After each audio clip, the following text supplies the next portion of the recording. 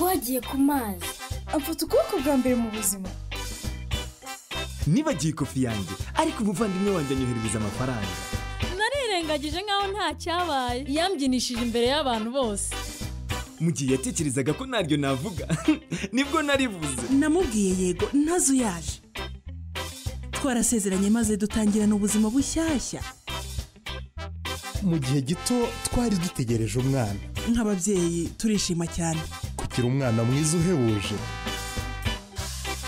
Iminsi yacu yuzura mw'imbyino. Nubwo hari igihe kubona amayinite byari bigoye, abana bacu bakomeje kumenyera ubuzima.